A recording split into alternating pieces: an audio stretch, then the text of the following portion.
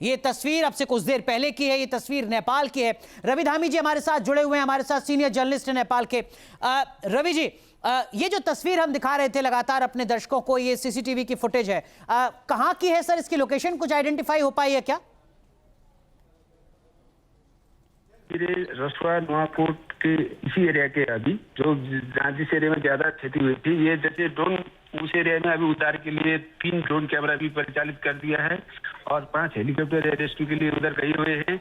और वहां से कम 2 दर्जन लोगों को, जो लोग सुरंग के अंदर थे, वो लोग, उनको लगा कि ये अभी कब भूचाल निकले करके वो सुरंग के बाहर आए। उसके बाद बाहर देखा, बाहर देखने के बाद वो लोग कुछ लोगों को मतलब रेस्क्यू कर पाए, लेकिन सुरंग के अंदर भी बहुत सारे लोग लेदो। ठीक है रवि जी आप बने रहिए हमारे साथ। संजीव कुमार जी हैं, पूर्व डीजी एनडीआरएफ के। संजीव सर, ये जो तस्वीरें हैं सर, ये हर किसी के जहन में खौफ पैदा कर रही हैं। एक चीज मैं आपसे समझना चाहूंगा, तिब्बत में अगर ग्लेशियर फटता है, नेपाल में ये बर्बादी मचती है, क्या कोई अलर्ट जारी नहीं हो पाता है सर? वक्त बहुत कम होता है, या अलर्ट अगर जारी हुआ भी होगा तो रेस्क्यू के लिए, खुद को बचाने के लिए वक्त बहुत कम बच पाता है?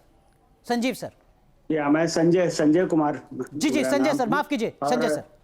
जैसा कि आपने कहा कि इसमें जब ये अचानक ही फ्लैश फ्लड्स आता है, और जो ये अपेरेंटली जैसा कि पिछले वर्ष भी हुआ था, ऐसा प्रतीत होता है कि ये भी ग्ल्फ का ही मामला है। ग्लेशियल लेक आउटबर्स्ट जो होता है, वो जो फ्लड कॉज करता है, वो भी सडन होता है। ऊपर से अगर कोई क्लाउड बर्स्ट हो जाए तो और भी हालत खराब होती है। तो ऐसे सिचुएशन में, जो कि ये रिमोट एरिया में होता है और सडनली इसमें फ्लड आता है, क्योंकि कम जगह पर ही कंसंट्रेटेड बारिश भी होती है, या फिर ग्लेशियल आउटबर्स्ट अचानक होने से फ्लैश फ्लड आता है, तो इसमें वार्निंग के लिए बहुत ही कम समय होता है ताकि वार्निंग इशू हो सके, या फिर नहीं के बराबर होता है। इसलिए इसमें डैमेज बहुत ही ज़्यादा होता है। इस फ्लड से जो वहाँ पर मिट्टी है वो भी, चूँकि बारिश होती रहती है तो गीली होती है, वहाँ पर पेड़ उखड़ते हैं, बड़े बड़े बोल्डर, रॉक्स, सब उसके साथ मूव करते सर, हैं। मैं उम्मीद करता हूं सर, ये जो विजुअल हम चला रहे हैं इसको आप देख पा रहे होंगे स्क्रीन पर। ये 5 मंजिला मल्टी स्टोरी बिल्डिंग है सर, जो कुछ ही सेकंड्स के अंदर जमींदोज हो जा रही है सर। बिल्कुल, मैं वही कह रहा था कि जब इसमें इतना रश होता है पानी का, तो इसके साथ इतना फोर्स होता है कि वो बड़े बड़े रॉक्स, बोल्डर्स और जो पेड़ उखड़ते हैं बड़े बड़े, वो साथ में उसके साथ मूव करते हैं, और उस ताकत से और पानी की ताकत से, चाहे वो ब्रिज हो, बड़े बड़े बिल्डिंग्स हो, सब तबाह हो जाती है, सब डैमेज हो जाता है और सभी धरती में आग मिलते हैं। तो इसका पावर इतना अधिक होता है और इम्पैक्ट इतना अधिक होता है, फ्लो के कारण मोमेंटम इतना अधिक होता है। ऊपर से अगर ये रॉक बह रहा है, चाहे वो बड़े बड़े बोल्डर्स बह रहे हैं, साथ में बड़े बड़े पेड़ उखड़ करके उसके साथ मूव कर रहे हैं, तो उन सब के इम्पैक्ट से बहुत ही ज्यादा नुकसान होता है। संजय सर, जो रवि धामी सीनियर जर्नलिस्ट नेपाल से जुड़े, उन्होंने बताया कि लगभग 50 से ज्यादा गांव हैं जो इफेक्टेड हुए हैं इस फ्लड से। पहली प्रायोरिटी इस वक्त सर रेस्क्यू की होगी, लेकिन इस वक्त चुनौतियां क्या आ रही होंगी रेस्क्यू को लेकर? पानी का लेवल अभी हाई है और ये फ्लो है, तो वहां पर अभी मुझे लग रहा है कि हेलीकॉप्टर का रेस्क्यू भी तो इससे इजी नहीं रहा होगा, जो आपके पिक्चर से लग रहा है। तो लेकिन सरकार जरूर ही वहां पर भी प्रयास कर रही होगी लोगों को बचाने का। पहला प्रयास यही होगा कि जो लोगों को जो बचे हुए हैं सेफर प्लेसेस पर उनको ले जाएं, जो कि वो अपने आप को सुरक्षित स्थान पर पा करके वहां पर वो रह सकेंगे।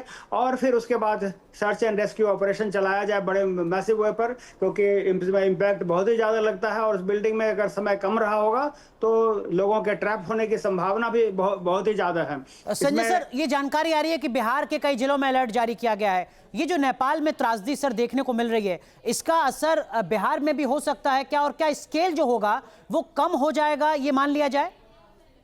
नहीं, उसमें डिपेंड करता है कि कितना पानी उधर गया है, क्योंकि बिहार आते आते वो प्लेन्स में होता है। अभी ऑलरेडी बिहार में, नॉर्थ बिहार में कोसी का पानी वहां के बांध खुलने से आ रहा था। नॉर्थ बिहार में नेपाल की तरफ से जो बांध खोला गया, उसमें ऑलरेडी पानी आया हुआ था। और ये जो रिवर है, जो आपने बोटे काशी कहा, ये त्रिशूली रिवर में नेपाल में मिलते हैं, और उसके बाद यह भारत में जब एंटर करते हैं तो यह गंडक रिवर होती है। तो गंडक रिवर के कारण जो बाढ़ है वो भी उस बिहार में बहुत ही ज्यादा प्रभावित करता है लोगों को, और वहां पर फसलों का नुकसान, आजीविका का नुकसान, इंफ्रास्ट्रक्चर का नुकसान वहां बहुत ही ज्यादा होता है। यहाँ तक कि 2008 का जो मैसिव फ्लड था, जिसके लिए जाना जाता है, और एनडीआरएफ का पहला बड़ा ऑपरेशन वहां पर हुआ था, वो भी उसी कोसी बेल्ट के कारण था, जो कि नॉर्थ बिहार में नेपाल के बांध से पानी छोड़ने के कारण या बांध डैमेज होने के कारण आ गया था। और पानी जो नेचुरल कोर्स है, जो पुराना होता था बांध, उसको तोड़ते हुए जो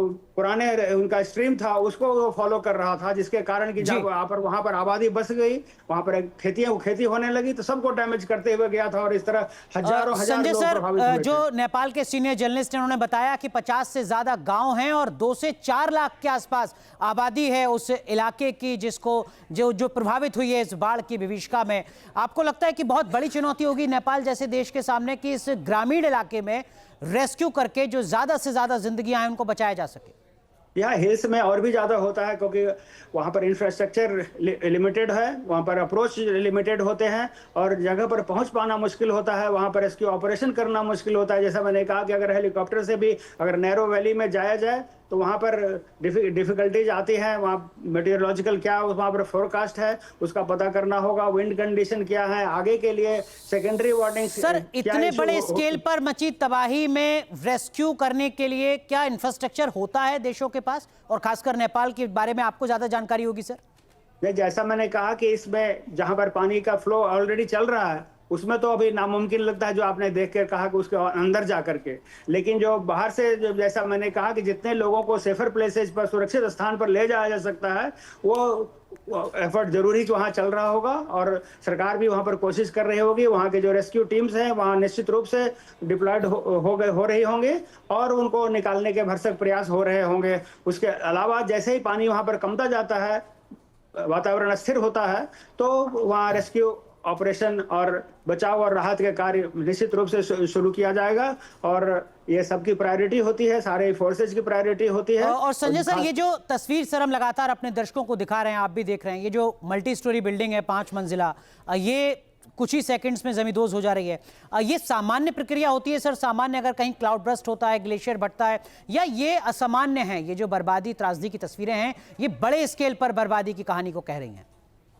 जी हाँ, एक तो कितना क्लाउड बर्स्ट हुआ है, कितना उसमें बड़ा फ्लड आया है, उस पर डिपेंड करता है। दूसरा कि ये जो बिल्डिंग्स हैं, अगर ये तो नेचुरल कोर्स जो रिवर का होता था उसके सामने अगर बने हैं तब वो डैमेज का चांस ज्यादा होता है। अगर उसमें सिर्फ flood level, highest flood level को ध्यान रख के बनाया गया है तो चांसेस कम होते हैं और या ना के बराबर होते हैं। लेकिन इस तो देख करके ऐसा प्रतीत होता है कि ये या तो ये हाईएस्ट फ्लड लेवल के अंदर था या फिर कोर्स के, रिवर कोर्स के जो नेचुरल कोर्स है उसके बहुत ही नजदीक था, जिसके कारण के ऊंचे ऊंचे लहरें जब उठी तो, और उसके साथ जो भी इम्पैक्ट वहां पर आया, चाहे वो पानी का था या बोल्डर का था, रॉक का था, उस सबको के कारण इसको जमींदोज होना पड़ा बिल्डिंग को। तो पानी के इम्पैक्ट के सामने ये इंफ्रास्ट्रक्चर टिक नहीं पाते हैं, जैसा आपने देश भर में संजय सर, माफ कीजिए आपको रोक रहा हूं, आप बने रहिए हमारे साथ।